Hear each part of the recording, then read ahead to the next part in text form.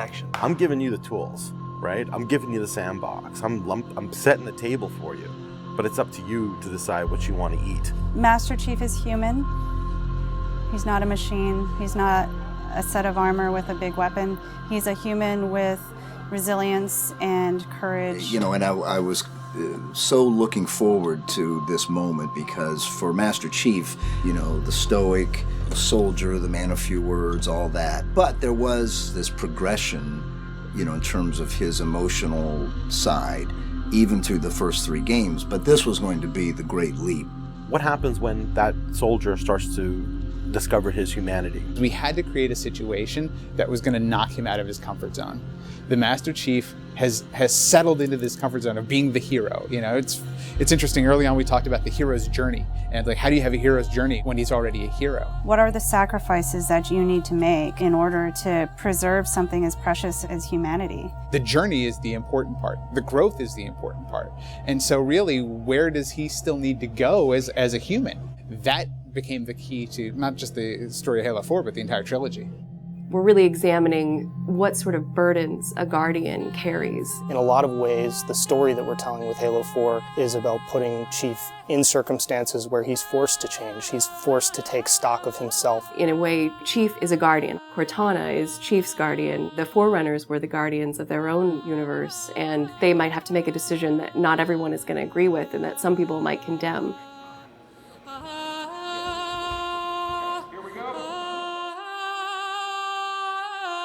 It's almost like you're a little kid and you're just playing make-believe again. So you imagine everything. The table's here. The plinth for Cortana is here. There's a window here.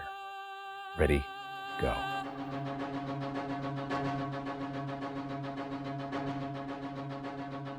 How can we immerse the player even more in this world that we've built around them? I'm not doing this for mankind. How can we have Chief have to deal with his own humanity? Everything had to be predicated by what the character needs were and what direction the characters needed to go in. The art direction specifically for Halo 4 isn't about creating an emotional tone for Halo 4, it's about creating an emotional tone for every single moment and experience that the player needs to understand.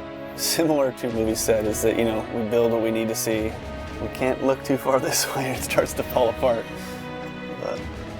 But back in here, things are looking good.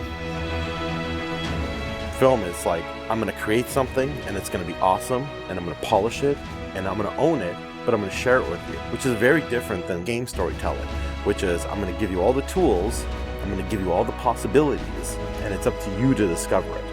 Answering questions and answering the directions that the narrative had already taken defined the path forward for us as we started to tell the story. We're always telling these huge, big stories. You've got Infinity, it's the biggest ship that has ever been launched. We've got Requiem, which is like the biggest Forerunner artifact we've ever found. But in the middle of all of that, we've got this very small personal story between Master Chief and Cortana. You tell a story with every detail that you put into a game. Immersion is really what allows somebody to believe your universe and also to become emotionally caught up in your universe. Ready to get back to work?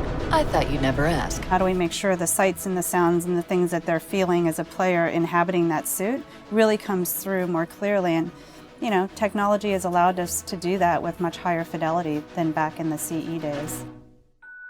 Okay, so those are definitely bigger ones. Yeah, those start to get... Just because we've got more people. Let's roll video. Yeah. So this will be just video and audio only, no face, no mocap. In that case, you won't mind if we return the favor. As we design these things, we put together the best plan. Until it actually touches an actor, it lacks humanity. Having the ability to work with the actors on stage, capturing their face, body, and voice at the same time, really gives us an opportunity to create an immersive experience for the actors. Working at Giant, we could have at least 8 actors in the same volume at the same time. And so the objects that they're acting around and the people that they're acting with, against, through, and toward are there in the scene with them, and it makes a huge difference. We sent out a breakdown for the characters and how we wanted them to feel. We ended up getting, 80 or 90 submissions back through our casting team. Casting for the Master Chief is tough. You need a performer that has a really raw physicality to him, and yet he has to, within the confines of this suit, be able to relate and relay emotion. I like to express myself. I freely do it. I wholly do it. I enjoy it. And so pulling back on all of those instincts is what's required to play him. imagine that translating to a 3D model with huge armor and making sure the personality of Chief's movement comes through that armor was really critical. And that really came down to Bruce's acting, his physical stature, and really his physicality as he went through all of the performance. You'll never see his face or hear his voice, but all of the other actors that are playing off of him have received so much from him in their performances, and I think that they would all agree with that. This is the low-res asset of Chief. We were afforded a little bit more budget since he's our hero. From the art process, storytelling is just about engaging the player. You don't have to answer any questions. You don't have to take them through a lot of loops of feeling. The player's engaged. I think you've got the start. So Master Chief's a difficult one because he's a dude in a helmet. There's such particularly in science fiction, such a fantastic history of people being completely realized as people without having their face as a tool. For us, it's making him feel like a real person. We have a nude male sculpt, and then from there we sculpt it on physically a tech suit. And on top of this, guys, when we spend time just doing all the details and trying to add some of that functionality, even little bits here and there like Braille, and this just reads 117.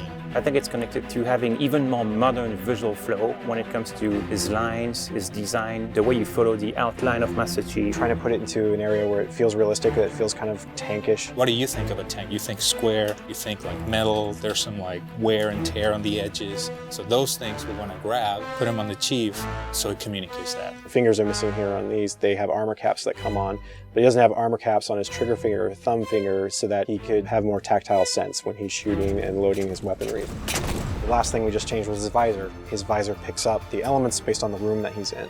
We want to take every inch of the character to tell a story as much as we can. Above all, he still needs to connect to the player and they still need to understand him as being that character. It's somebody who's been very loved over the last 10 years.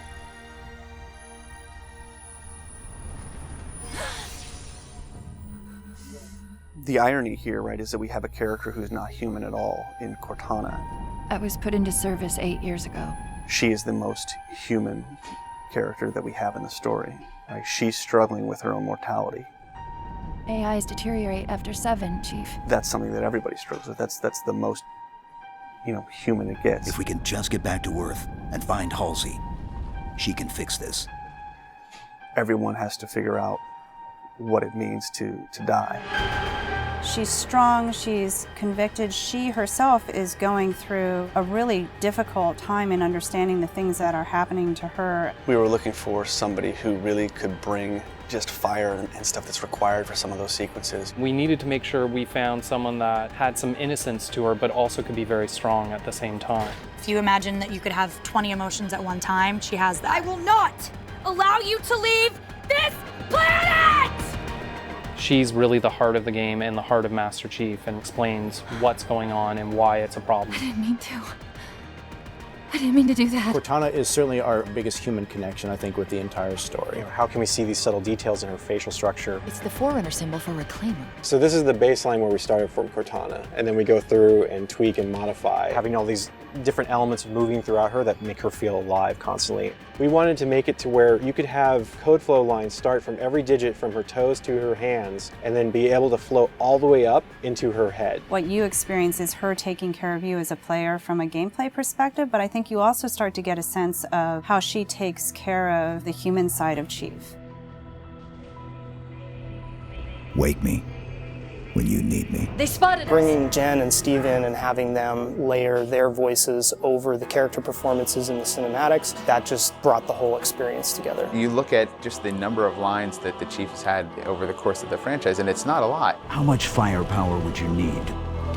And yet people will immediately call you out on the Master Chief's voice being something very distinctive and important to them. The funny thing is that they've had this off-screen chemistry because they didn't actually meet until last year. Not only is this the first time they've ever sat together on a panel, this is the first time they've ever been in the same room or even met. So seeing them meet and seeing them have that chemistry in real life and seeing how they acted together in scenes just felt like we just missed this opportunity for all these years to actually get them together and get something even more memorable and more exciting out of them. In the beginning, they were great choices for those characters. Steve has this very stoic personality that comes through in his few words. The same way Jen's voice is confident and it's strong, but it can also be playful.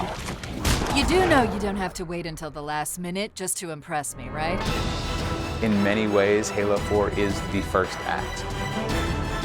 We want a player to be able to ask themselves what it is to be a hero. Is the sacrifice worth it? I often think of him as like Atlas, you know, like he's got the weight of the world on his shoulders all the time. Chief and Cortana are the same person, but she has always been the reflection of his humanity.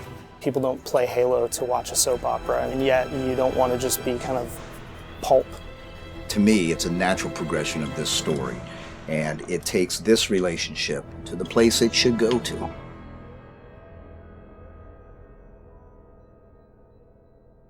Don't make a girl a promise you can't keep.